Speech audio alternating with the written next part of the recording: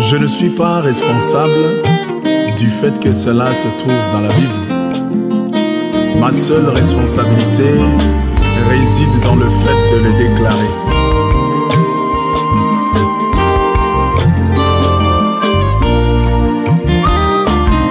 Je ne suis pas l'inspecteur qui ira inspecter dans vos mal, mais le Saint-Esprit, quand le feu va brûler derrière la carcasse là, vous allez laisser tomber vos pantalons. Et je ne vous rendez pas compte de l'occasion que vous avez, mon frère. Vous avez aujourd'hui une occasion, mon ami, d'être rempli du Saint-Esprit authentique. Vous avez aujourd'hui une occasion d'être un saint de Dieu. Vous n'avez pas à être un pécheur puant. Vous pouvez devenir un saint. Vous n'avez pas à être un hypocrite. Vous n'avez pas à être un fréquenteur d'église et non pas un chrétien. Vous n'avez pas à aller là et agir comme si vous étiez un chrétien. Vous allez à l'église pour juste cacher votre passesse. Non, frère, vous pouvez devenir un chrétien. Vous avez dit que vous avez l'occasion. Le message que nous vous apportons, c'est le message porteur du Saint-Esprit. Papa, qu'est-ce que tu as vu là? Je suis en train de voir la grandeur de mon Dieu. Vous regardez ce que vous étiez. Mon habit là où vous êtes. Quand vous regardez ce que vous êtes aujourd'hui,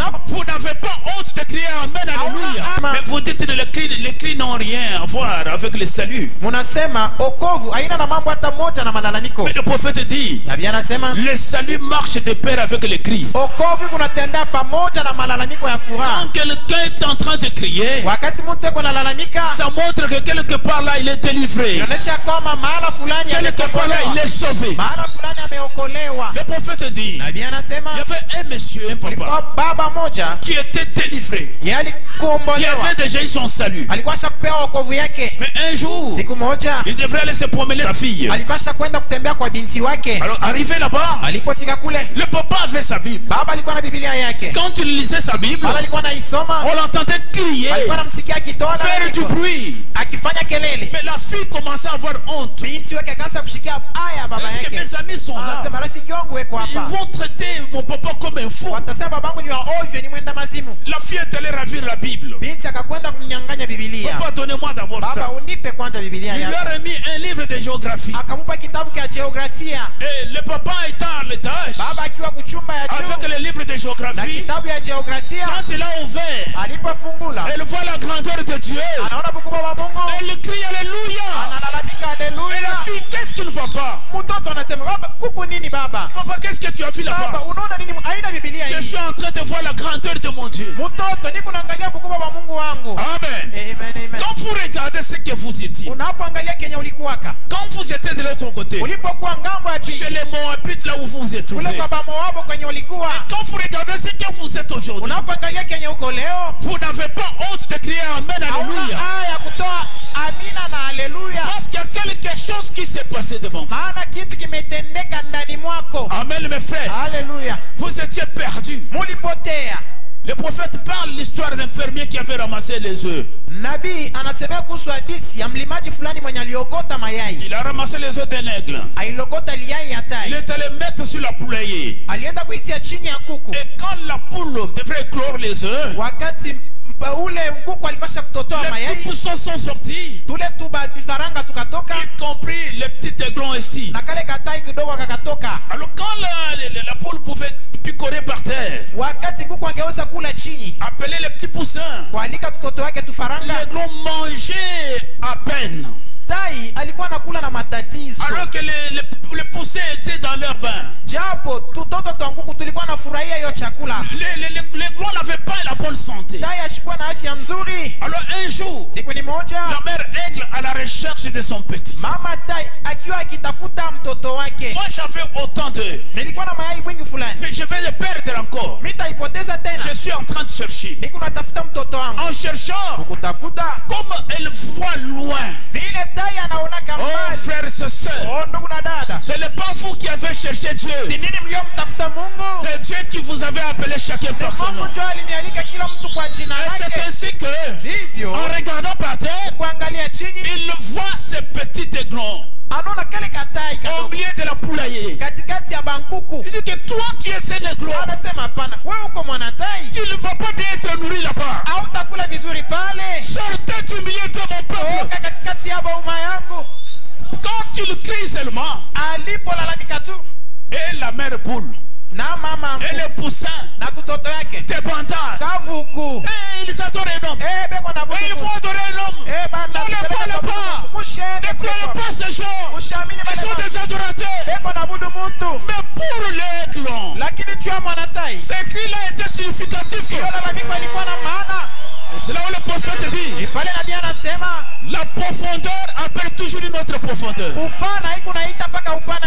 C'était une profondeur dans cela. Les clons se ficellent. Les poussins partis. Mais où sont partis mes amis, mes collègues ici? L'aigle dit pas seulement tes ailes.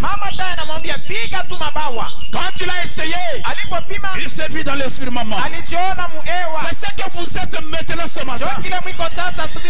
Quand vous avez essayé, le Saint-Esprit est descendu.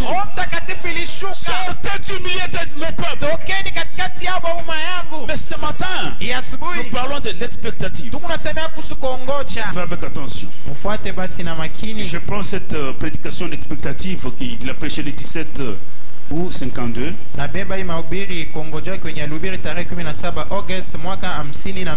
va nous donner cette belle histoire. Nous allons commencer par le point 41. Suivez, parce que nous avons un prophète qui était auprès de Dieu.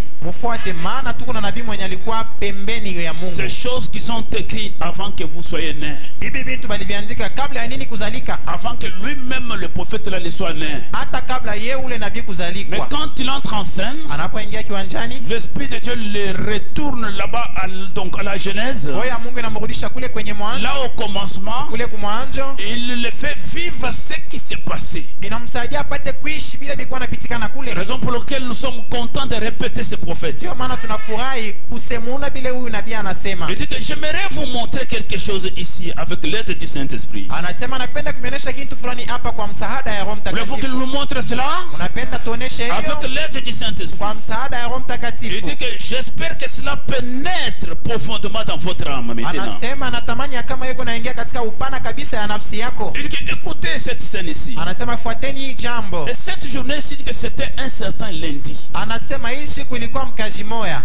La journée dont nous venons de lire ici. Si vous remontez un tout petit peu au point 21, vous verrez qu'on a amené l'enfant Jésus pour le consacrer entre les mains du Seigneur.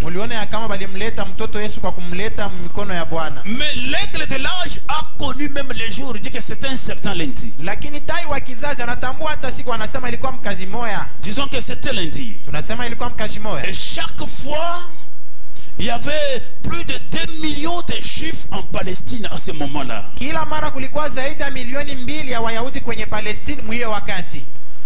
Et tous les 8 jours, on faisait la circoncision des enfants. Ils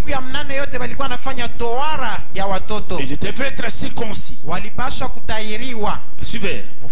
La purification de la mère intervenait le 8e jour. Eh bien, vous imaginez combien de bébés naissaient en 24 heures.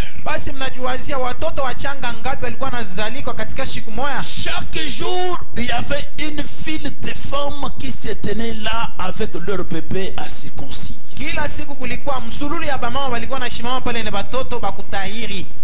Comprenez? Il y avait plus de 2 millions de Juifs en Palestine. Plus de 2 millions.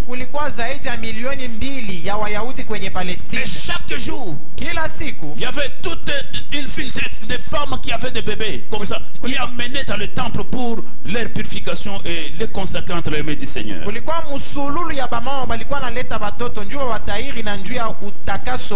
Suivez l'histoire.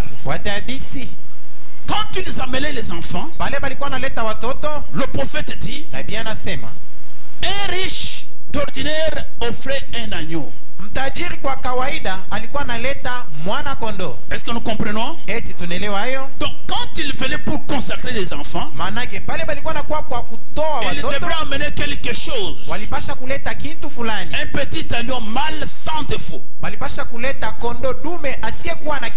Alors qu'un pauvre pouvait amener amener une tourterelle comme offrande. Mumaskini angeweza kuleta kutikuti kama sadaka. Donc chacun amenait quelque chose d'après ses avoirs. Kila mtu alikuwa analeta kitu fulani kulingana na mali zake. Ce n'est pas ce que vous faites ici. Aina kile mwe mnafanya. Vous amenez consacrer l'enfant comme ça mais réduit. Unakuwa kutolea mtoto hauna kitu. Vous n'avez pas marché dans les Écritures. Au kutembea mu maandiko. La Bible dit Biblia inasema on amenait une offrande pour cela. Walikuwa analeta sadaka njoo hiyo. Vous devez être reconnaissant à Dieu pour ce qu'il a fait pour vous. Napasha kuwa na shukrani kwa Mungu kwa yenye amemitendea. Suivons l'histoire. Tufuate hadithi. Eh bien, considérons ceci maintenant. Basi tuangalie hii na bei sasa. Le prophète dit illustrons maintenant un petit drame ici pendant quelques minutes. Nabii anasema tuoneshe basi aka hadithi ndogo mdakika ndogo. Si je pouvais d'une certaine manière, si je pouvais seulement vous transmettre ces quelques pensées maintenant. Anasema kama ningeweza kumyambukizia hii mawazo chache sasa. La chose que j'ai à l'esprit. Hiki kitu niko nako katika roho yangu. Il n'y aurait plus un seul malade dans cette salle ou une seule personne qui ne soit sauvée. Hakutakuwa mgonjwa hata mmoja hapa katika chumba au mtu mwenye ashita mkwa mwenye kokolewa hapa. Donc il voulait nous transmettre la chose qu'il a vu en esprit là. Manake alikuwa anapenda kutambukizia kitu kenye aliona kwenye roho. Si je pouvais seulement vous transmettre la chose telle qu'elle était passée. Kama nikamyambukizia tu kitu gisi ilipitikana. Il y aurait personne malade dans la salle ce matin ici. Hakutakuwa mgonjwa katika chumba asubuhi ya leo. J'aurais souhaité pouvoir faire cela. Tatamani kabisa kuyafanya. Mais ce n'est pas ça mon pouvoir. Lakini hiyo si madaraka yangu. Oh là là. Lo jamani. Comme ses ailes couvrent ces lieux maintenant. Vile mabawa zake inafunika mahali hii sasa. Est-ce que observez cet homme Siméon. Anasema angalieni huyu mtu Simeoni. Considérons cette file là-bas. Angalieni basi musululu. Une file de mère. Musululu ya wamama. Amen. Amen. Siméon était un vieillard. Simeon alikuwa mzee. Il l'avait attendu, il croyait qu'il verrait le Saint-Seigneur avant sa mort. Aliongojea, alikuwa naamini ya kama alipasha kuona mtakatifu wa Bwana kabla. Et le prophète dit que Siméon avait plus de 90 ans. Nabii anasema Simeoni alikuwa na zaidi ya miaka 80. Alors que les grands prophètes sont partis. Japo manabii wakubwa walitangulia. Même ceux qui avaient prophétisé l'arrivée de Jésus, les Isaïe sont déjà partis. Hata bale walitabiri kuja kwa Yesu na Isaya alikuwa akwisha kwenda. Mais pour Siméon, il était dans l'acte d'expectative. Alikuwa katika kongojea. Il attendait que comme j'ai la révélation, alikuwa anachunga kama hivi nimepewa ufunuo. C'est l'esprit qui m'a révélé que je ne verrai jamais la mort ya kwamba sitakufa kamwe sans avoir vu le Christ du Seigneur. Bila kuona Kristo wa Bwana. Suivez avec attention. Fuate na makini. Mais lakini pendant cette file là, katikati ya hiyo mstari, il y avait il dit que il y avait aussi des femmes qui amenaient des enfants. Anasema kulikuwa wake walikuwa wanaleta watoto. Où est-ce que je suis? Une petite femme se tient là, une jeune fille juive d'environ 18 ans. Il s'agit de notre sœur Marie. Mke ndogo alikuwa mwenye kusimama pale, binti wa Kiyahudi wakiwa na miaka karibu 18. Ni mambo ya dada yetu Maria. Est-ce que vous connaissiez que Marie avait 18 ans quand Jésus était né? Mwe mlijua wakati Yesu alizalika Maria alikuwa na miaka 18. Il fallait avoir un prophète à côté. Ilitubidi kuwa na nabii pembeni. Elle était mariée à un homme d'environ 45 ans. Aliolewa na mtu wa miaka 45. Marie est encore vierge. Maria ilikuwa ingali bikira. Elle tient dans ses bras un petit bébé. Alikuwa na mtoto mchanga kwenye mikono yake. Qu'est-ce qui ne va pas? Nini aiendeki? L'enfant était mailloté dans des larges. Mtoto anafunikwa katika nguo. C'était l'étoffe qu'on avait retiré de l'arrière du joug d'un bœuf. Ilikuwa nguo yenyewe balitosha kwenye nira ya ngombe. Est-ce que nous sommes là? Eti tuko hapa. Et on l'avait suspendu là dans l'étable. Walitia kule kwenye zizi. On raconte que c'était bien cela. Ya kwamba njoo kile balimfunikaka nakyo Yesu. Et on l'avait enveloppé. Na balimfunika na kile kingo kia mchafu. Pas de vêtements à porter. Abalikukulete haraka. Il n'avait pas de vêtements à porter. Bien qu'il était le roi des rois. Là, dans l'étable, il y avait un habit qu'on mettait sur le dos d'un animal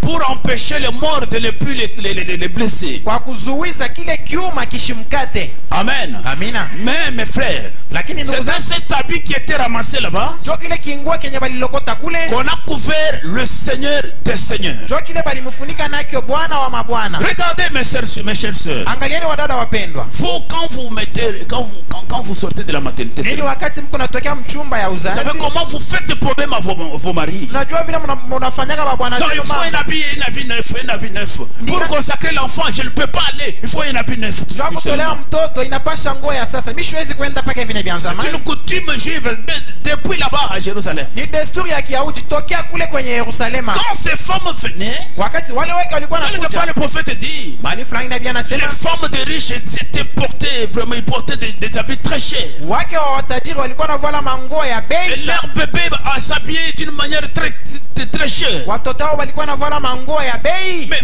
voir le Seigneur de gloire Lakini kuona Bwana wa utukufu habillé de cet habit sale qui était ramassé dans l'étable, mwenye kuvaa kile kinguo kia buchafu balilokota kwenye zizi, mais on devrait le consacrer le 8e jour. lakini alipasha kutolewa kwenye siku ya Elle mnane. devrait faire face à une mauvaise réputation à ce Yeye moment-là. alipasha kuwa mbele akavumu mubaya mwiyo wakati. Une femme qui a mené une vie impure. Muke mwenyewe aliishi maisha mbaya. Et ce bébé est né en dehors des liens sacrés du mariage. C'est ce qui était le discours parmi les autres femmes qui amenaient leur bébé. Bake bengine balikuwa anasema huu mtoto Yesu alikuwa haramu, anazalikwa nje ya muungano takatifu ya ndoa. Voilà ce que disait le monde. Jua kile ulimwengu ulikuwa anasema. Mais elle savait à qui était ce bébé. Lakini Maria alikuwa anajua ule mwana alikuwa wa nani. Et la voici debout dans la file ce matin-là, Muone basi hiyo asubuhi akiwa katika avec msururu, un bébé dans ses bras, akiwa na mtoto mchanga kwenye mikono yake, tenant l'offrande du paysan. akiwa na sadaka ya mraia. Amen. Amina. Elle avait aussi son offrande Naye alikuwa na sadaka yake à son niveau là.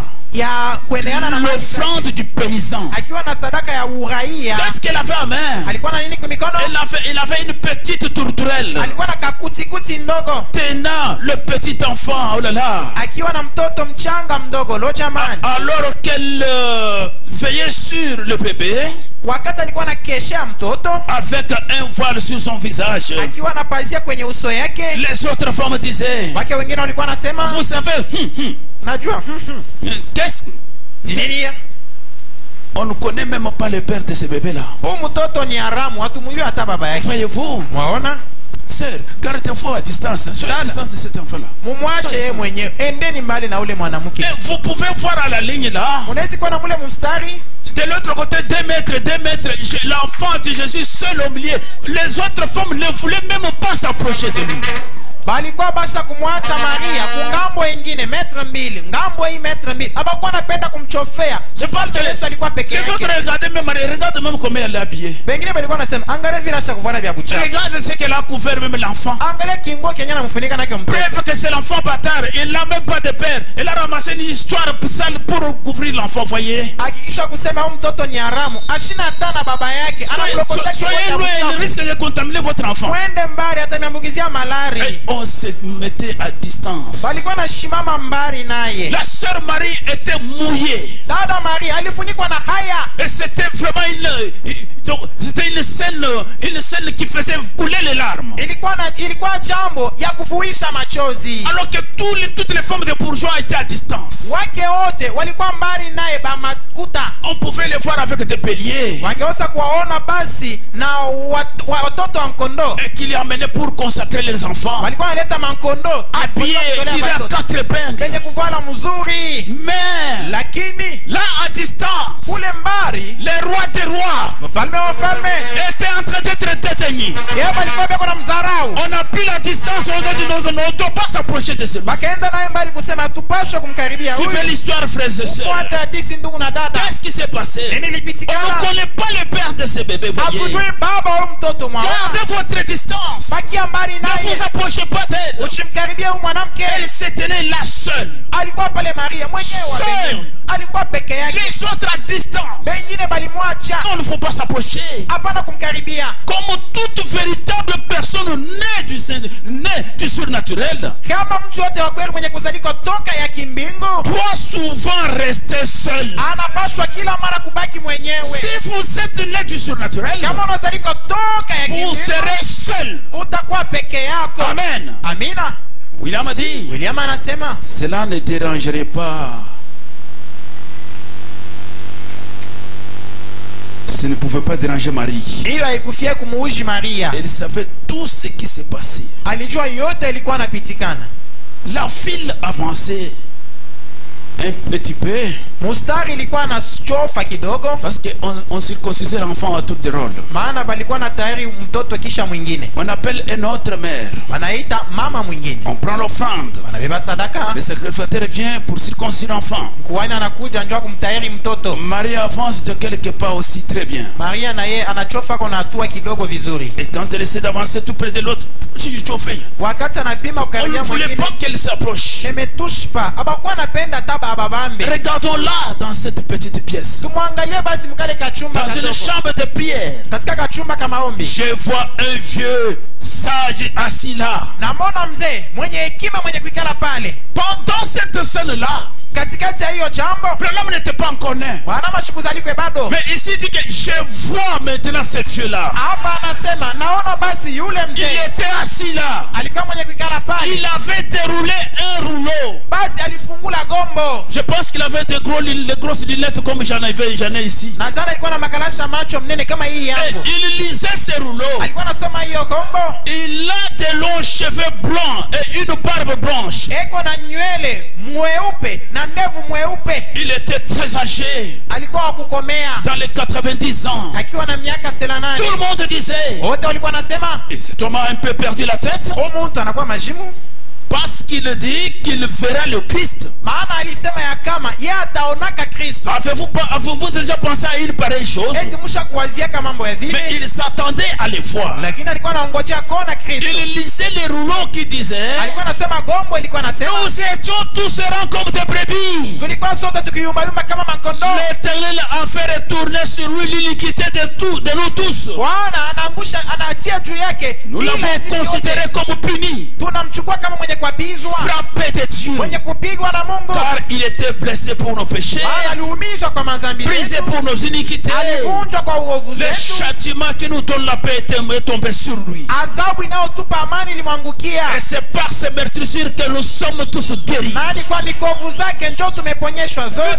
que je peux voir ces vieux sacrificateurs se frotter les yeux. Anasema naweza kuona huyu mzee mkuhani akilipangusha mumacho, Regardez de nouveau. akiangalia mara tena. À ce moment-là, Mwiyo wakati il était dans l'expectative. alikuwa katika kongojea, Il dit, anasema maintenant, sasa Saint-Esprit, Roho tu Mtakatifu m'as dit que je verrai un de ces jours. uliniambia ya kama moja ya hii masiku taonaka, Et à peu près à ce moment-là, na karibu mwiyo wakati le Saint-Esprit a dit, Roho Mtakatifu kasema, Simeon, Simeoni, lève-toi. inuka. Le prophète crie, Alléluia. Nabii analalamika, haleluya, Où est-ce qu'il va, Seigneur? huyu weko naenda wapi Bwana? Quelque chose se passe. Kitu fulani kiko napitikana pale. Mets-toi en marche, Simeon. Simeon, acha mwendo, Je t'avais promis. mimi nikulakaka, Mets-toi en marche. tembea. Tu attendais quelque chose. Ulikuwa naongojea kitu fulani, Je vais te donner quelque chose. nakupa basi hapa kitu Parce fulani. que tu attendais quelque chose. Maana ulikuwa naongojea kitu Et c'est la fulani, vérité. hadi ukweli. Je vais te donner quelque chose. Takupa kitu fulani. Très bien. Vema, Voici venir. umeoneni basi akija. Je sais que... Il dit que je ne sais pas où aller, Seigneur. Simeoni anasema Bwana, mimi shiwe kwa kwenda, Mais tu as dit, lakini marche seulement. anasema we tembea tu.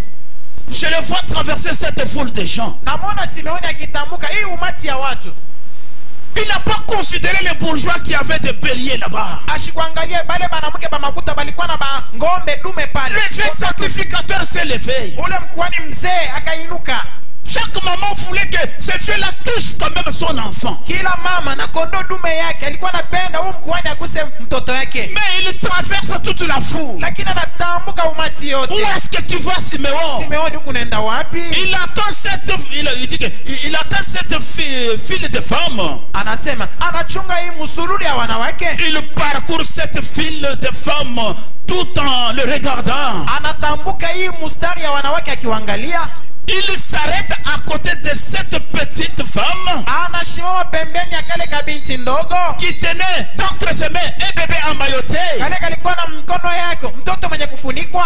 Il tend les bras. Anamnyoshia mikono. Il prend le petit enfant. Anabeba mtoto mdogo. Il le regarde. Anamwangalia. Simeon dit, Simeoni anasema, Seigneur, Bwana, laisse ton serviteur t'en aller en paix. acha mtumishi wako apate kwenda katika Selon ta amani. parole. Kufuatana na neno Car lako. mes yeux ont vu ton salut. Ya kwamba macho yangu inaona wokovu yako. Pourquoi? Kwa nini? Il l'avait reconnu. Alimtambua. Pourquoi? Kwa nini? Il l'avait reconnu. Alimtambua. Il le savait. Aliyajua. Il avait la promesse. Alikuwa na lako. Il a dit Alléluia. Jamaa anasema haleluya. Il a dépassé toutes les autres femmes. Alitambuka wale wote wengine. Pendant ce moment, ces femmes pensaient qu'on va toucher mon enfant Huyo maintenant. wakati wale wanawake walikuwa wanaweza kusema hapa sasa batagusa mtoto Mais qu'on yangu. touche quand même à mon enfant. Waguse kwa mtoto yangu. Parce que la main d'un sacrificateur, Maana mkono ya mkuhani tout ce qui le touche est béni. yote vile kwa nagusa vinabarikiwa. Mais il passe tous ces gens-là. Lakini anatambuka wale Tous les wote. bourgeois qui avaient des béliers. Wale wote walikuwa na makuta mingi wenye Mais cette makondo pauvre dume. femme qui avait la tourterelle entre ses mains, Huyo mwanamke mumaskini alikuwa na kutikuti mikono yake. auquel il y avait le mépris, Ule mwanamke mwenye alikuwa na dharau. la femme négligée, Mke mwenye kutiwa pembeni. il n'était pas bien habillé. Ashikuvaa mzuri. Peut-être il n'avait pas cette babouche. Labda ashikwata na mapapa mzuri ya kuvua. Mais l'enfant avait été emmailloté de quelque chose qu'on avait ramassé dans les tables. Mtoto alifunikwa na kitu kenye balilokota kwenye zizi. Mais c'est à cet enfant que les grands sacrificateurs s'approchent. Basi ni mkuhani mkubwa ndio yuko anasogea Et mtoto. quand il prend le bébé, Anapobeba mtoto, il ne s'était pas. Il commence à dire Seigneur, anaanza kusema Bwana, mes yeux ont vu. macho yangu inaona. Oh, grâce à notre Dieu. Oh, tukufu kwa Mungu wetu. Mes yeux ont vu. Macho yangu Là où inaona. le prophète crie Alléluia. Nabii analalamika haleluya. Et il dit Alléluia signifie gloire à notre Dieu. Anasema haleluya inamaanisha utukufu Il kwa est Mungu digne wetu. de toutes les louanges Anastahili sifa que zote. nous pouvons lui donner. Ile tunaweza kumupa. Regardez ceci, mes amis. Angalieni hii rafiki. Vous pouvez commencer à me traiter comme un saint exalté. Naweza kunisema ya kwamba niko mtakatifu wa mvurugo wa ovyo. Vous pouvez tout aussi bien commencer, voyez. Unaweza kwanza kunisema vile hakuna mambo. Il dit suivez. Anasema mfuate. Laissez-moi vous dire quelque chose. Uniache niambie jambo. Il dit suivez. Anasema mfuate. Il s'attendait à cela.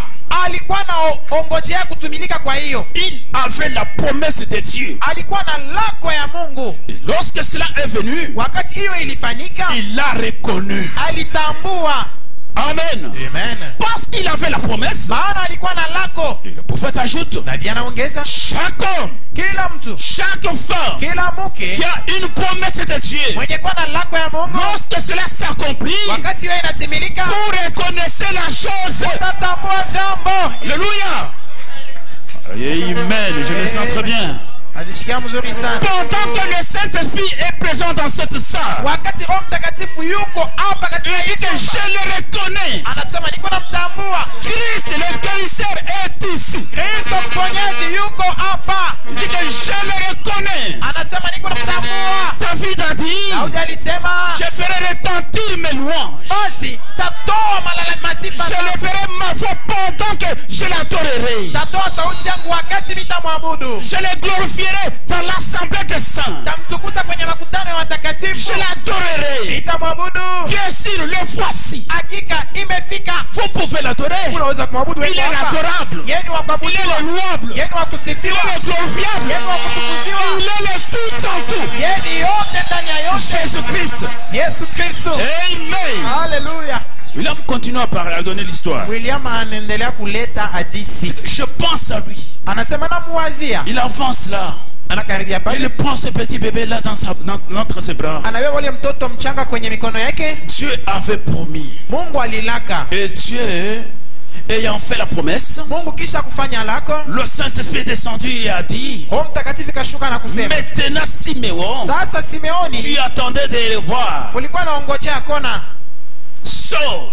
toka. J'aimerais que tu le vois parce que tu l'attends. Tu l'attends. Napenda umone juu huku na mchunga. Le même Saint-Esprit qui conduisit Siméon Roho Mtakatifu moja moja liyo pour mwongoza voir Simeoni, l'enfant Christ dans les bras de sa mère, juu akona mwana Kristo kwenye mikono ya mama yake, alors qu'il attendait. japo alikuwa anachunga. C'est le même Saint-Esprit qui vous a conduit aujourd'hui jusqu'à ce moment. Anasema ni Roho Mtakatifu moja moja imemiongoza leo hadi mwi wakati. Croyez-vous dans la guérison divine? Unaamini uponyaji wa kiungu? Croyez-vous? Unayamini? Dites Amen. Semeni amina. Croyez-vous dans la guérison divine? Amen. Vous attendez-vous à être guéri? Unachunga kuponyeshwa? Eh bien, le même Dieu qui a promis la guérison divine Mema Mungu moja moja mwenye alilaka uponyaji wa est kiungu ici, à la fontaine. eko hapa Attendez-vous à kuchemsha. cela. Il dit que croyez cela. Uchunge kuiona, anasema muiamini. Les miracles et les prodiges. Miujiza na ishara. Croyez ces choses. Muamini vile vitu. Il dit que regardez. Anasema angalieni. Regardons loin là-bas. Tuangalie basi mbali kule. Au coin maintenant. Kule mkona. Parce que la scène a changé. Hein? Maana jambo hili limebadilika. L'attraction à ce moment-là. Uvuto mwa wakati. Et les mamans au temple. Na baba mama mwekalo. Et ceux qui circoncisaient. Na bale balikuwa na tayari. L'attraction était sur l'enfant. On voyait le vieillard prononcer des paroles prophétiques. Macho yote inamwangalia mpaka ule mwanamke mwenye alikuwa na mtoto. Mzee alikuwa anatoa maneno. Ce vieux homme à la barbe blanche. Ule mzee akiwa na ndevu mweupe. En train de prononcer des paroles prophétiques sur un enfant. Eko na tamka maneno ya unabii pa mtoto. Mais qui est cet enfant si ce n'est le Messie? Mtoto ni nani kama sina Masia? Suivez l'histoire. Fuata disi. Cependant, Japo. alors que nous avons une vision mentale, Wakati tuko na ono ya mkichwa tu. je vois une vieille prophétesse assise là. Naona basi mzee mwanamke wa kutabiri pale. Au nom de Anne. Mwenye kuitwa Anna. On nous dit qu'elle était aveugle. Wanatuambia kama alikuwa kipofu. Elle avait vécu avec un homme autrefois. Aliishi na bwana mara iliyopita. On l'appelle une vierge. Ye aliitwa bikira. Mais elle avait vécu avec un homme autrefois. Lakini aliishi na bwana wakati iliyopita. Pendant environ 7 ans. Muda wa miaka kadiri Et cet homme 7. était mort. Ule bwana alikufa. Alors, Hapo elle vivait au temple. alikuwa anaishi kwenye hekalu. Qu'est-ce que Anne faisait au temple? Ana alikuwa anafanya nini kwa hekalu? Elle priait constamment pour la consolation du peuple. Alikuwa anaomba kila wakati juu ya faraja ya umma. Le Saint-Esprit était sur elle. Na Roho Mtakatifu ilikuwa juu yake. Le Saint-Esprit est descendu sur elle et a dit, Roho Mtakatifu kamshukia na kusema, c'était au même moment, n'est-ce pas? ilikuwa wakati mmoja sivyo? Anne, Ana, tu attends la consolation d'Israël. unachunga faraja ya Israeli. Lève-toi maintenant. Lamuka Oh sasa. là là, Oh jamani. je peux la voir venir. Naweza kumwona Ana akija. Une aveugle Mamabu wa kipofu. avançant à travers la foule. Eko nakaribia kwenye umati. Mais elle est conduite par le Saint-Esprit. Lakini mwenye kuongozwa na Roho Mtakatifu S'avançant à travers la foule. akikaribia katikati ya watu, Elle vient droit jusque là où était Siméon. anakuwa mara moja hadi pale Simeoni alikuwa. Elle tient ce bébé. Anamshika ule mtoto. Elle lève les mains, bénit Dieu. Anaondoa mikono na kubariki Mungu. Elle attendait cela. Alikuwa anachunga hiyo. Une femme aveugle prophétesse, Mke kipofu wa kutabiri, mais conduite par le Saint-Esprit. lakini mwenye kuongozwa na Roho Mtakatifu. Elle a frayé toute la foule là. Alijipasulia njia kwenye umati. Elle part justement là où était Siméon. Anaenda hakika pale Simeoni alikuwa. Elle bénit l'Éternel. Anabarikiwa milele. Là où le prophète dit, Pale nabii anasema, frères et sœurs, ndugu na dada, il est ici après-midi pour te bénir, ou moi je dirais avant midi, eko hapa hii asubuhi njoo kukubariki. pour ajouter la grâce, Njoo kuongeza neema. pour faire c'est à quoi vous attendez qu'il fasse. Njoo kufanya kile unachunga akufanyishie. Il dit, croyez-vous cela? Anasema eti unayamini? Croyez-vous qu'il va nous accorder une glorieuse réunion ce matin? Unaamini ya kama tamipa mkusanyo tukufu asubuhi ya leo? Oui mon frère, ma soeur. Ndiyo ndugu na dada.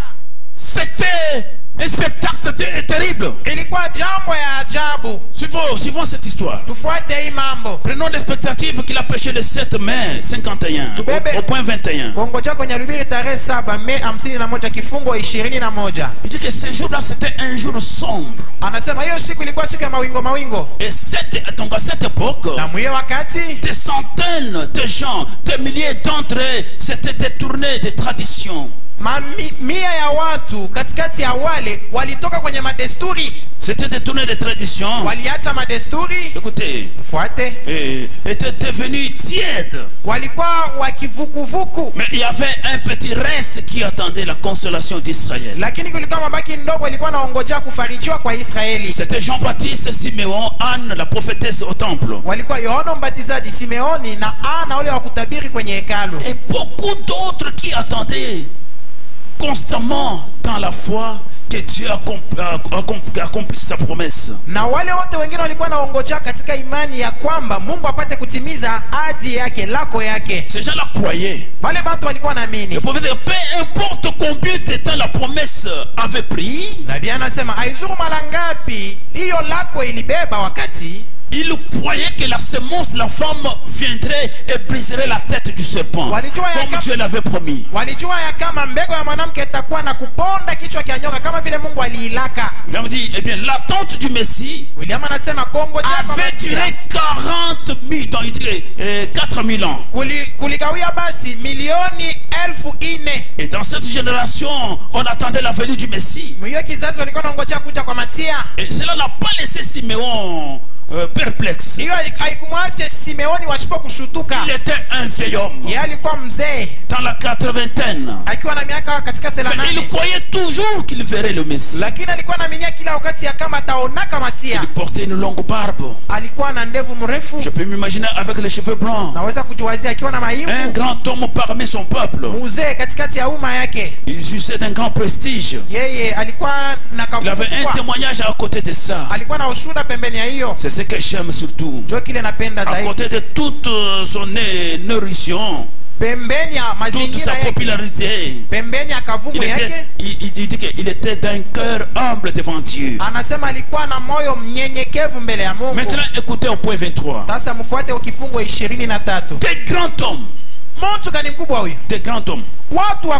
David, Salomon, Élie, Élisée, Isaïe, Jérémie. Daudi, Sulemani, Elia, Elisha, Isaya, Yeremia. Une chaîne de prophètes et d'hommes justes qui ont attendu la venue du Messie.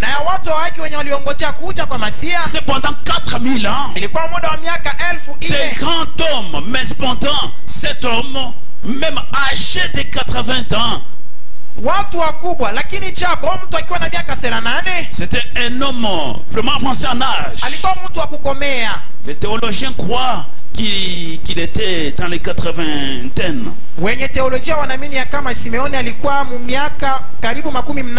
Un vieil homme. Et pourtant il allait ça et là et disait, je ne mourrai point avant de voir le Christ du Seigneur. Amen. Amen. Eh bien, disait-on, Simeon, pourquoi as-tu de telles pensées? Parce que le Saint-Esprit me l'a révélé. Je ne mourrai pas avant de voir le Christ du Seigneur.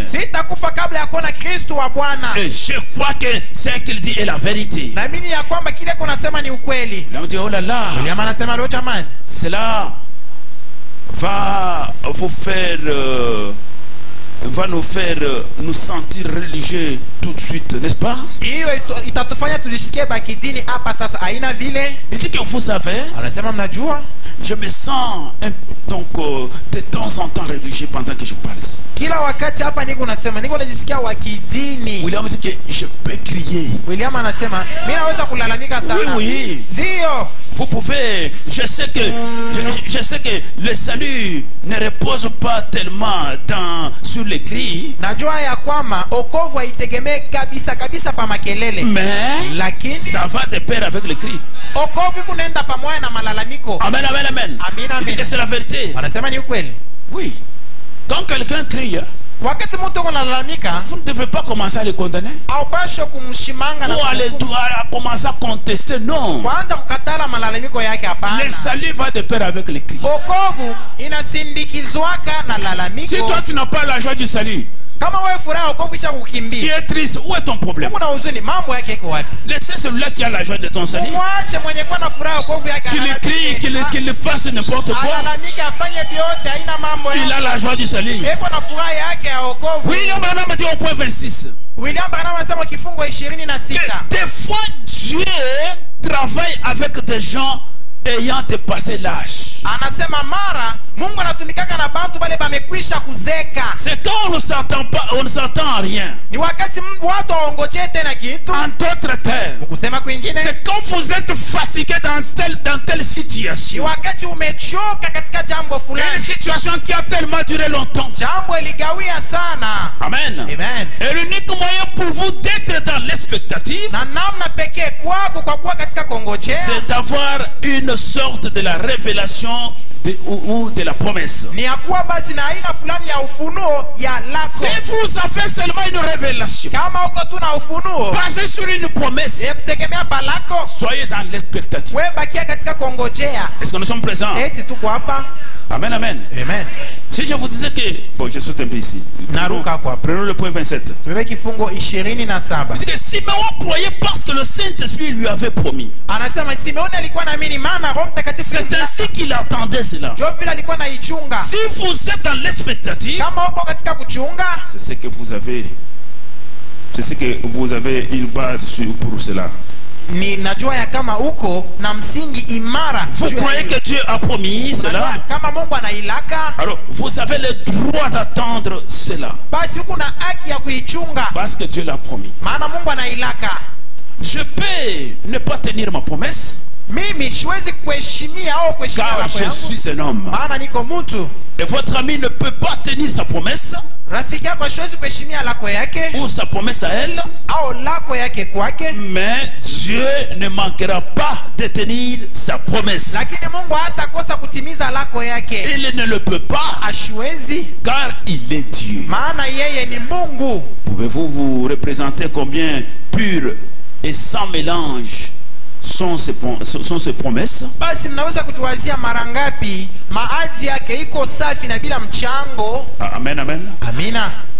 Le prophète que vous recevrez seulement c'est à quoi vous vous attendez. Nabii anasema wewe utapokea paka bila unachungaka. Ils sont dans être conduits Tuko mahubiri kuongozwa par le Saint-Esprit au point 15. na Roho Mtakatifu kifungo ya 15. C'est une prédication qu'il a prêchée le 27 juillet 1952. Ni mahubiri alihubiri tarehe 17 mwezi wa 7 kifungo 50 mwaka 52. Vous recevez ce que vous cherchez.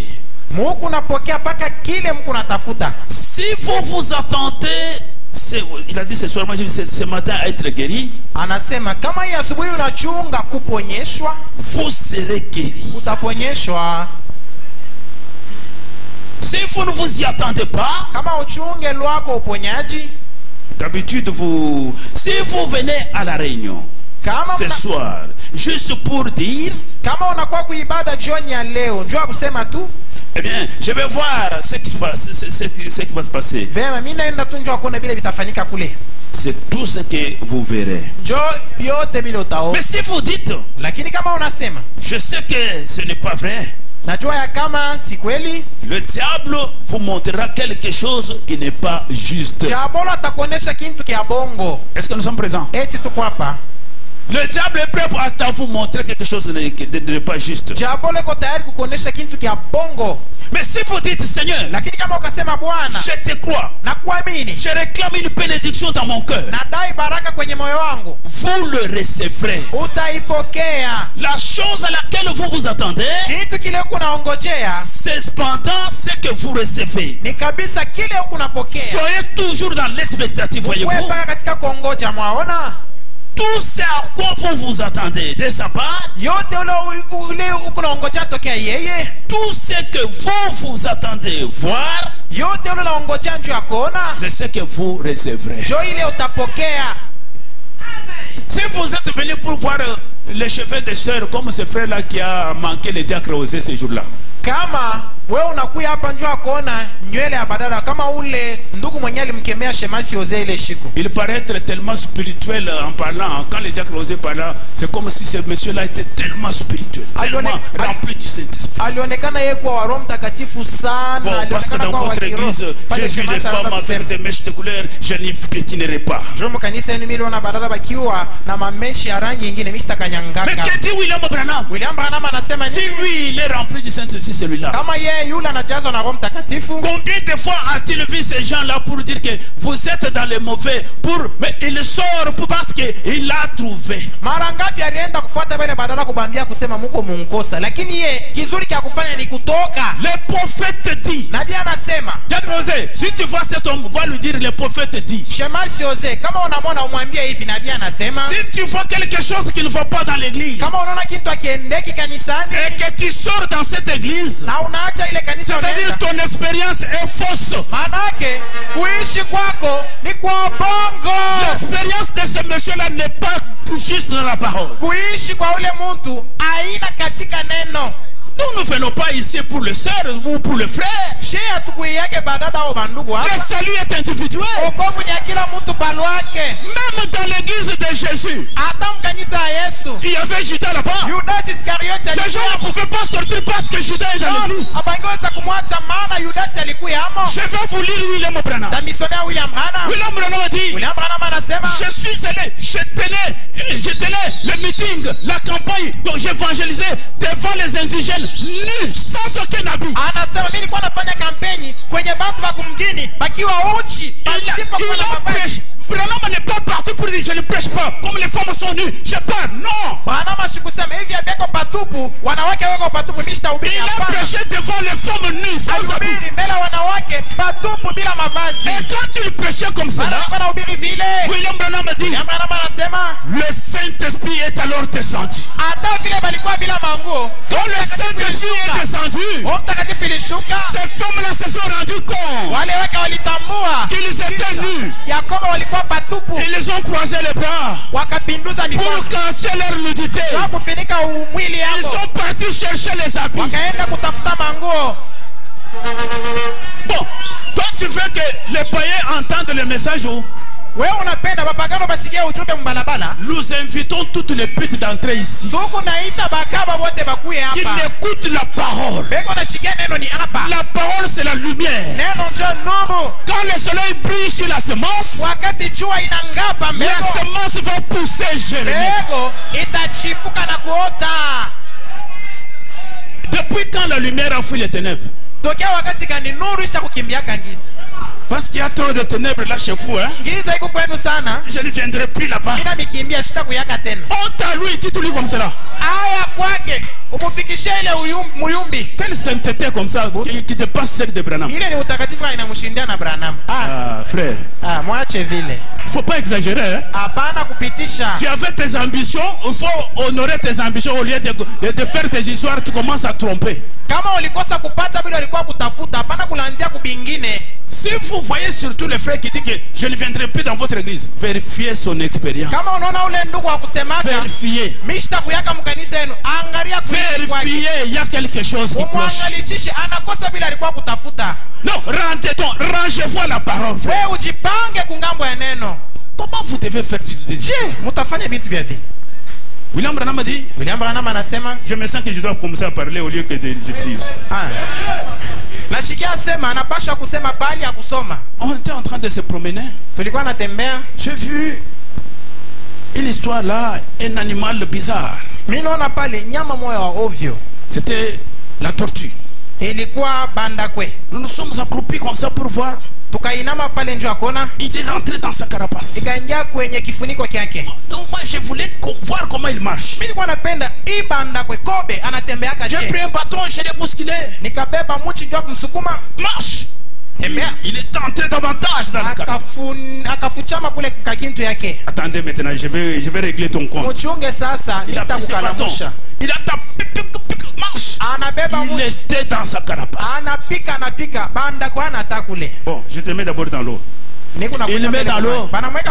C'était seulement des billes qui sortaient. L'eau était dans sa carapace. Il les prend, bon, attendez, il prend un papier. Il met du feu.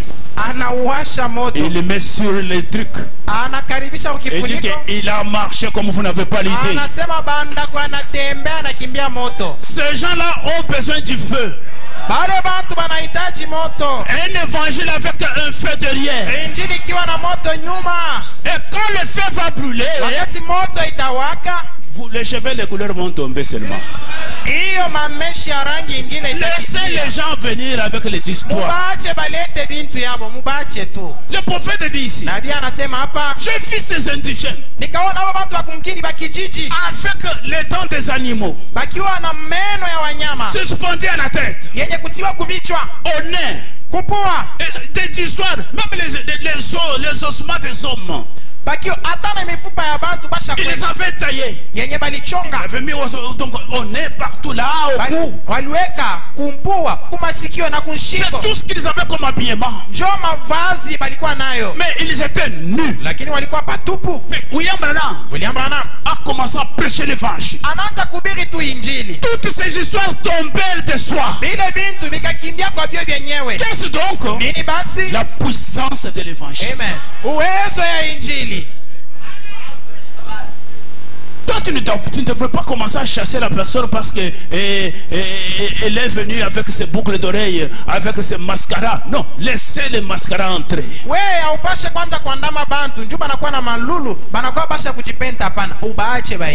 Mais quand le soleil va briller, quand le feu va chauffer, il va marcher.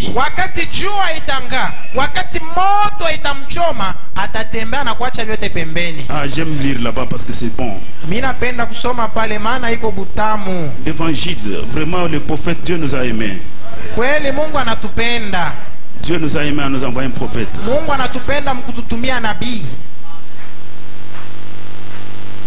Suivez avec attention.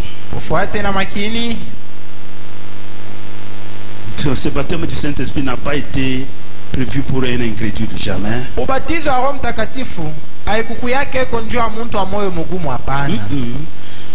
Un incrédule n'en aura pas. Comment vous allez en avoir? Il faut d'abord croire. Suivez, ça c'est une histoire belle.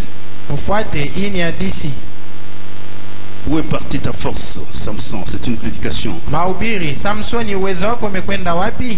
Nous sommes au point 19. Oh, Delilah savait comment s'y prendre. Elle savait bien quoi faire. L'autre jour, le samedi dernier, ma femme et moi, nous allions à une épicerie chercher des vivres. Je n'ai pas l'intention d'être tranchant là-dessus. Je sais que j'ai une réputation horrible pour cela. Mais si c'est mauvais, c'est mauvais. Pouvez-vous garder le silence alors que des choses sont mauvaises? Le problème avec l'église aujourd'hui, c'est qu'elle est devenue très efféminée. Dieu n'est pas un efféminé. Dieu est un Dieu. Sur notre route, dans notre petite ville, il partait avec sa femme. Je pense que nous avions dépassé au moins 200 femmes. Et on a trouvé une seule femme en jupe. Ils ont dépassé 200 femmes.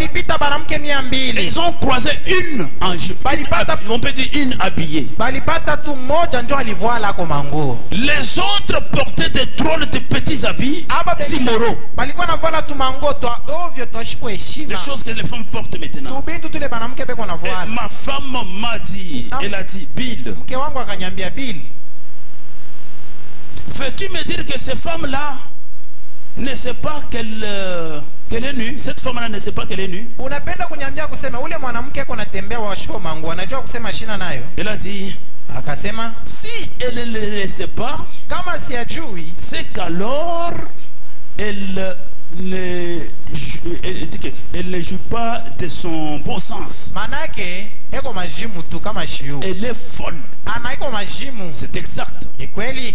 Et je dis, chérie, Nikasema mpenzi, non, elle est simplement une américaine. yeye ashina tu Mwamerika, Elle suit la tradition des américaines. eko nafuata desturi ya Wanamerika. Elle a dit, Akasema mais écoute, mfuate.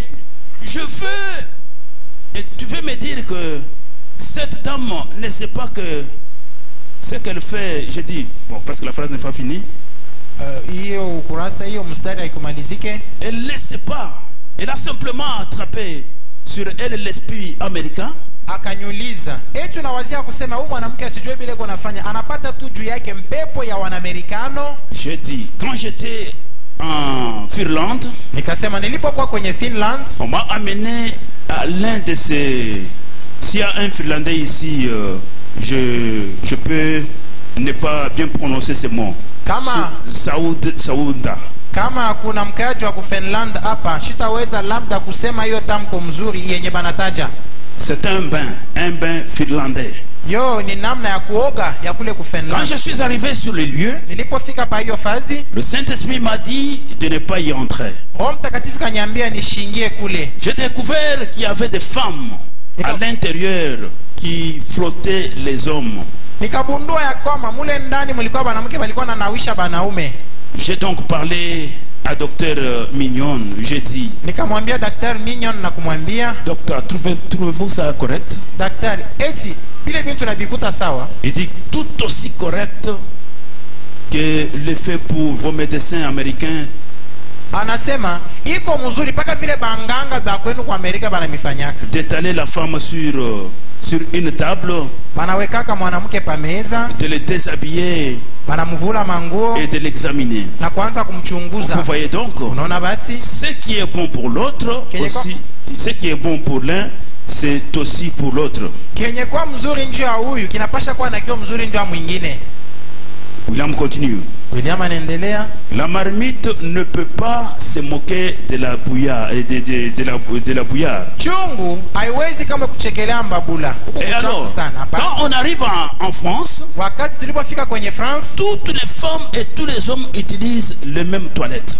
wake na wanaume bote beko naingia kwenye misalani moja. Quand on arrive en Afrique, Tulipofika kwenye Afrika, dans les parties sombres des jungles, kule kubijiji mkatikati mule ils kumapori, n'utilisent pas, ne portent pas du tout d'habits. kule abavoale tu manguo abaivoalaki. Mais voici ce que c'est. Lakini oneni basi maana C'est une coutume de la nation. ni desturi ya taifa. Elle a dit, Akasema ne sommes-nous pas américains? eti na sisi hatuna Wanamerika? J'ai dit non. Nikasema Car hapana, nous sommes de notre pays. tuko bamuinchi ingine, Nous sommes pèlerins et étrangers ici. tuko wasafiri na wageni Nous hapa, cherchons une cité à venir. tuko natafuta muji ijayo. J'ai dit en effet, Nikasema kwa hiyo nous sommes nés de... Notre esprit vient de notre pays qui est au ciel. roho yetu inatokea kwa inchi yetu yenye kuwa kumbingu. La sainteté, Dieu est la justice.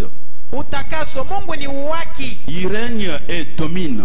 iko amo na iko na dumu. Et nous confessons que nous sommes des pèlerins étrangers. Tunakiri ya kwamba tuko wageni na wasafiri, Cherchons une cité à venir tuko natafuta muji ijayo dont Dieu est l'architecte et le constructeur. ambaye Mungu ndio mfundi na mjengaji. Écoutez avec attention. Mfuate basi na makini. Il dit, écoutez, eh bien, n'est-ce pas étrange? Anasema vema, eti si ya kigeni? Considérez Siméon. Angalieni basi Simeoni, Le Saint-Esprit lui avait promis, Roho Mtakatifu ilimlakaka, tu ne verras pas la mort avant de voir Christ. ya kwamba hautakufa kabla ya kuona Kristo. Est-ce que c'est là? Non, je suis allé ailleurs. Mimi naenda kwingine. Je suis allé ailleurs. J'aimerais arriver là où il parle parce qu'il a bien parlé là-bas. Il y a quelque chose de très profond. Napenda kufika pale anasema, maana anasema mzuri pale kuko kintu kia upana. Ouvrons ceux qui sont en train de lire avec moi dans Où est ta force, Samson. Tufungule njoo pale beko nasoma nami pamoja. Umahubiri basi Samsoni, nguvu yako iko wapi? Au point 20. Kifungo makumi mbili. Nous ne cherchons pas ces choses du monde. Hatutafuti hivi vitu vya ulimwengu. Et quand l'Esprit de Dieu entre dans une personne, Wakati roho ya Mungu inaingia ndani ya mtu, cela la change. hiyo roho iko nabadilisha yule mtu. Cela vous motive. Hiyo iko na kuchamusha. La vie qui est en vous, donc vous motive. Uzima yenye kwa ndani mwako iko na kuchamusha. Le problème de l'église aujourd'hui, Jambo ya kanisa leo c'est qu'elle est devenue trop mondaine. ni ya kwamba inakuwa ya kidunia sana. C'est donc ce dont nous avons besoin, Kenye tuko natafuta leo c'est du Saint-Esprit dans l'être humain, ni Roho Mtakatifu ndani ya mtu, dans le cœur. ndani ya moyo. Il faudrait la nouvelle naissance pour obtenir la chose. Inabidi kuzalikwa jipya njoo kupata kitu. Changer cette personne-là, Kubadilisha yule mtu, faire de lui ou d'elle une nouvelle créature. ule mume au mke, kumfanya apate kuwa kiumbe kipya. Au fin fond de l'Afrique, Mule mkatikati ya Afrika, j'ai vu des femmes se tenir là nues comme elle était venue au monde. kule kumipaka C'est là où j'ai cherché. wanawake wakiwa pale patupu paka vile balizalikwaka, njoo pale vile kutafuta. Et quand le Saint-Esprit est venu sur elle, Na wakati Roho Mtakatifu liwashukia, pour cacher leur nudité, njoo kufinika basi elles utupu ont wao, croisé leurs bras wakapinduza mikono, et sont parties jusqu'au moment où elles ont trouvé des habits. wakakimbia hadi na wakati walipata mavazi. Est-ce que nous sommes là? Eti tuko hapa. Quand le Saint-Esprit est descendu sur eux, Wakati Roho Mtakatifu liwashukia, et alors, hapo on dit que c'est nous, la civilisation. wanasema hapa kwetu njoo usilimu, Alors njoo que chaque kuendelea. année, nous enlevons davantage des habits. Japo kila mwaka zaidi tuko nenda na kuvula mango. Et puis, nous prétendons avoir le Saint-Esprit. Na hata vile tuko navula mango tunawazia kuwa na Roho Mtakatifu. Le Saint-Esprit n'agira pas sur une personne d'une façon Roho Mtakatifu hata tenda pa muntu munamna moja, et sur une autre personne d'une autre façon. na paka ile Roho Mtakatifu moja inaangukia mwingine na mpeleka Jamais. tende munamna ingine. Hapana. Amen. Hapana. Amina. Permettez-moi de vous dire ça. Anasema uniruhusu niniambie hivi. Soit américain, soit finlandais, Ukiwe mwana Amerika wala Mfinlanda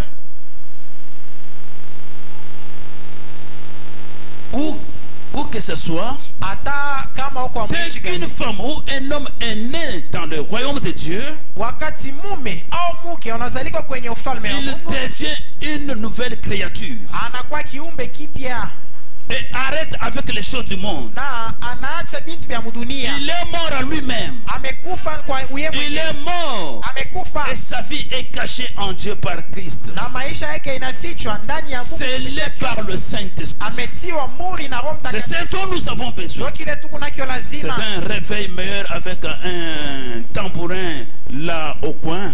Ni wamsho ya damani na ngoma pale pakona. S'il vous plaît, j'ai sauté. C'est un réveil, c'est une secousse.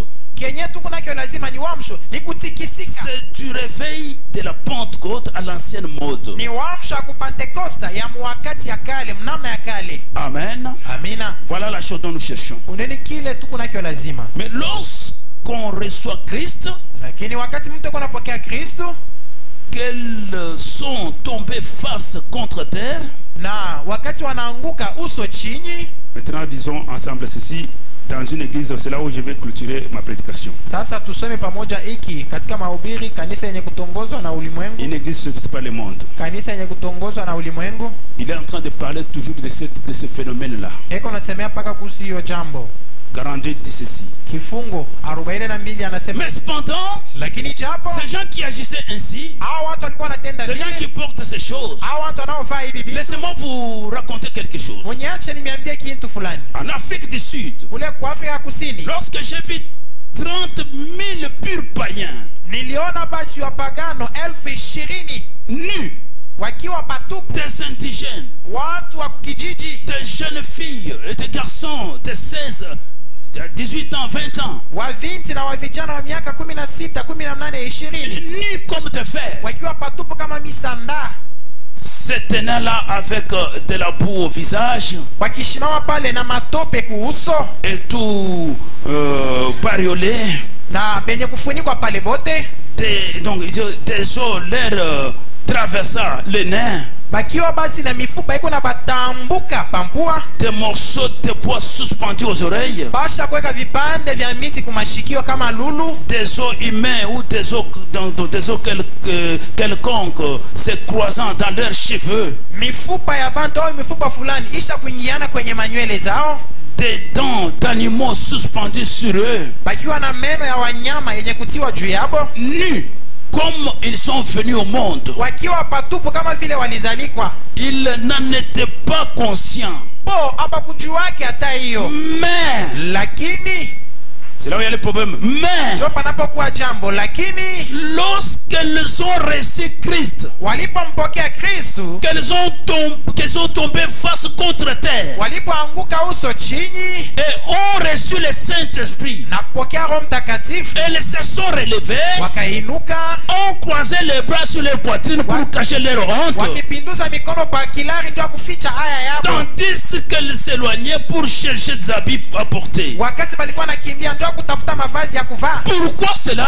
Kwa nini hiyo? Ils étaient devenus des pèlerins étrangers pour le monde. Walikuwa wageni na wasafiri ndio ulimwengu. Ces gens-là, Wale watu sans Christ, bila Kristo ils étaient dans l'inconscience. walikuwa mkutokujua. C'est ainsi que vous trouverez une femme en pantalon, Ndio vile utakuta mwanamke akiwa vous msuruali, commencez seulement à la condamner pour rien. unaanza kumhukumu. Elle est inconsciente. Wake ashiwe wa Elle ne benyewe, connaît rien. asijui Elle ne kitu, sait pas que c'est mal. asijui ya kama ni Mais mbaya. donnez l'évangile à celui-là. Umupe injili. S'il y a une semence en elle, Kama kuna mbegu ndani mwake, quelque chose va se produire. kitu kitatendeka. Mais nous sommes les juges qui condamnent toujours. Tuko pale bawamzi bakuhukumu paka. Quand nous voyons le mal, toi qui as en affaire, toi, Kama wewe unaona kibaya, mbingu est-ce inakuwa que saa tu yako. l'as déjà prêché? Wewe utenda mjana, usha kumhubiri mbele.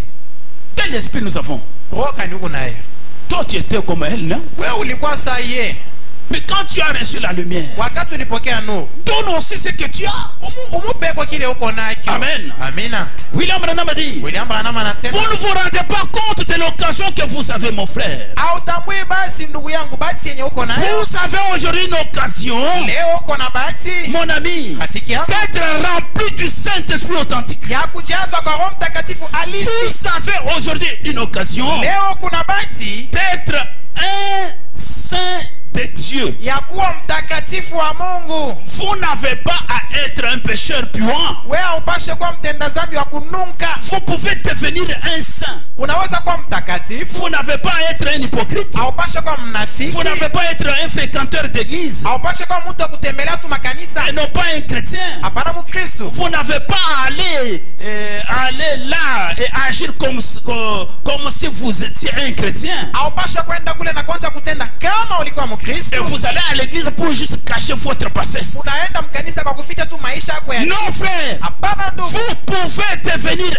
un chrétien. Unaweza kuwa Mkristo. Vous avez dit que vous avez l'occasion. William anasema uko na bahati. Le message que nous vous apportons, Ujumbe tuko na c'est miletea le message porteur du Saint-Esprit. ni ujumbe ikiwa na Roho Mtakatifu Le ndani yake. Saint-Esprit authentique est dans ce Roho message. Mtakatifu ya kweli iko ndani ya hiyo Et si ujumbe. vous êtes dans l'expectative, Kama uko katika kongojea, vous attendez à ce que quelque chose se passe. unachunga kitu kitendeke. Si vous avez arrangé tout ce qu'il faut arranger, Kama unatengeneza vyote ulipasha kutengeneza tôt ou tard, wakati comme yoyote, ce vieux Siméon vipande vishuke kama qui Simeoni. attendait la visitation Mwenye d'Israël, alikuwa anangoja kutembelewa kwa Israeli. le Saint-Esprit sera sur vous. Roho Mtakatifu itakuwa juu yako, Parce que c'est une promesse. maana ni lako Et Dieu a promis. yenye Mungu aliahidia, Ça doit vous parvenir. inapasha kukufikia. Les charlatans, nous avons vu le prophète nous dire qu'il y a aujourd'hui les médecins charlatans, les pharmaciens charlatans. Tuliona nabii akituambia kusema kuko banganga babongo, bujishaji ba madawa Ils ne babongo. savent pas bien manipuler l'ordonnance du docteur Pierre. Hawajui namna gani kutumia mzuri hiyo amri ya Petro mtakatifu. Dès que vous croyez, vous avez le Saint-Esprit. Kama tu unaamini Mungu unapata Roho Mtakatifu. Les gens qui habitent là-bas. Bantu beko Alléluia. kuita pale. Haleluya. Ça c'est Alléluia. Tuma njoo ujumbe ile. Et après, derrière Alléluia, Kisha ile haleluya. nous allons là dehors. Tunaenda kule nje. À Kassou là-bas, il a un berger. Kule kukasul eko na abala. Mais il a crié l'homme. Hein? Hata vilasha kwa mini lwake muntu Il a crié l'homme. Hein? eko na masitation mukisi. C'est ça le Saint-Esprit, n'est-ce pas? Njoo Roho Mtakatifu. Non. Hapana. Le Saint-Esprit, c'est une expérience. Roho Mtakatifu ni kuishi.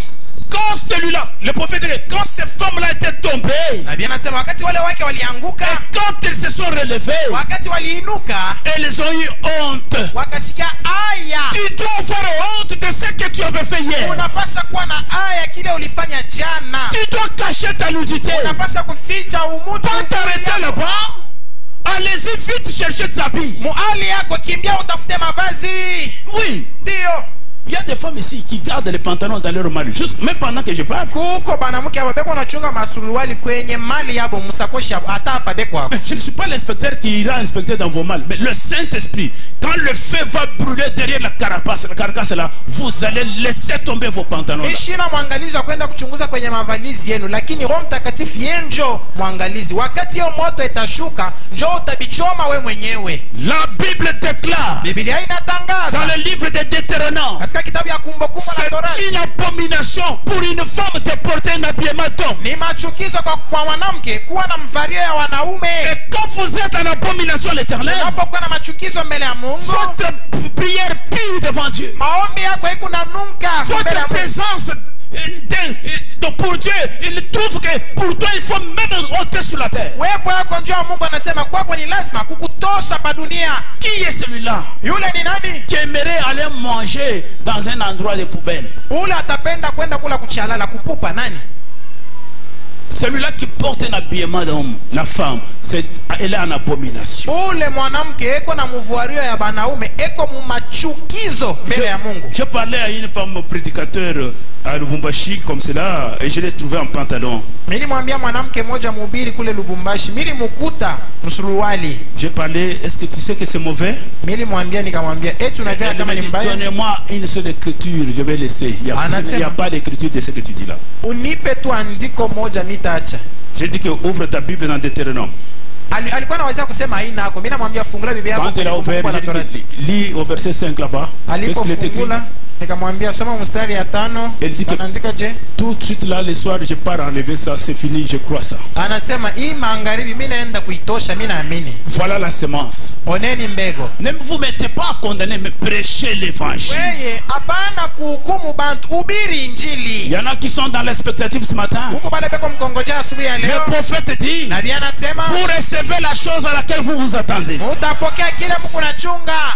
Quand vous avez reçu la puissance d'en haut, Unapopokea uwezo ya juu, cependant vous vous attendez à une chose, à un autre cadeau. wakati unaongoja zawadi kitu fulani, Parce que le Saint-Esprit c'est d'abord maana Roho Mtakatifu ni mbele, et après les cadeaux. njo zawadi tafuata. Les cadeaux c'est ce que peut-être vous attendez maintenant. Zawadi saa zingine ndio kile Je parle à la personne qui a reçu l'authentique. niko naambia ule anapokea ya kweli. Maintenant commencez à être dans l'expectative. Sasa anja kongojea. Toi qui n'as pas encore reçu le Saint-Esprit, Wewe ule uyampokea bado Roho sois Mtakatifu. dans l'expectative de recevoir le Saint-Esprit. Bakia katika kongojea kwa kupewa Roho Mais Mtakatifu. toi qui l'as reçu, Lakini wewe umekwisha kuipokea. sois dans l'expectative de recevoir les cadeaux. Kuwa katika kongojea kwa kupewa zawadi. Cherchez d'abord le royaume de Dieu et sa justice. Tafuteni kwanza ufalme wa mbingu na uwaki Le reste wao. des choses vous seront données par-dessus. Mabaki ya vitu tabipewa kama matabishi. Ces cadeaux vont venir. Hizo mazawadi zitakuja. Soyez seulement dans l'expectative.